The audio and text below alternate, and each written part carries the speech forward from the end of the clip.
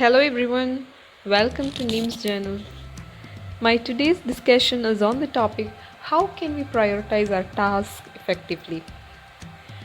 So, be it a workplace or even these tips can be applied if you're a student, except the last tip in this video. So, please keep watching this video till the end and don't forget to click on the like button if you like the video, and also please subscribe to my channel for more beneficial videos.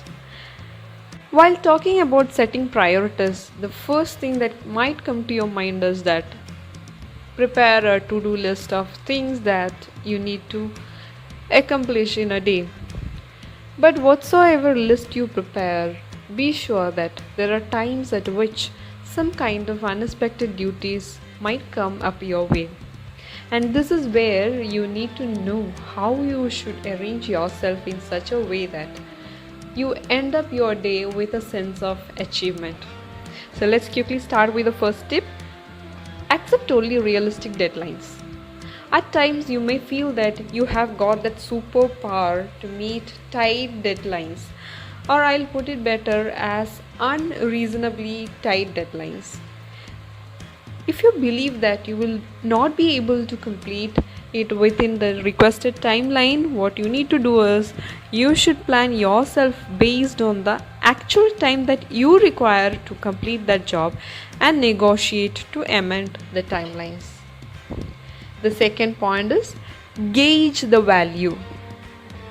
By gauging, you mean that assign a weight or value to each of your tasks that come up in a day and figure out what you would lose. I repeat, the cost of loss that you are going to incur as a representative of your employer or any other person for whom you have taken up that particular job.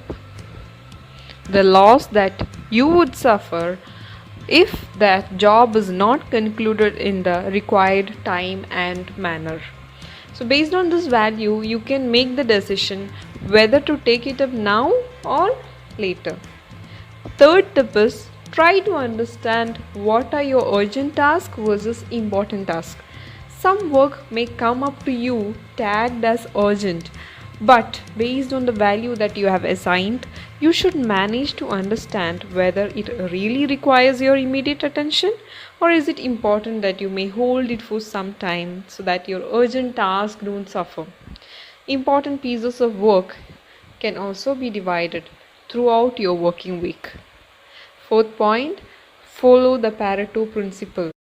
This has become a highly common concept within a workplace whereby, it says that 80% of your results come from the 20% of the work you do. Make this 20% a yardstick against which you can make a self appraisal of your daily performance.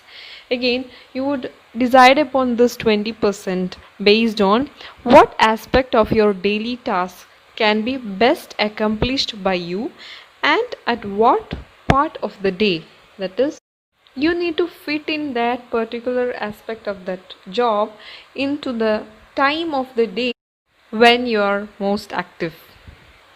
The final tip is learn to delegate. This is why I told you in the beginning of the video that you cannot apply the last tip if you are a student, because you can never delegate or assign your studies to anybody else.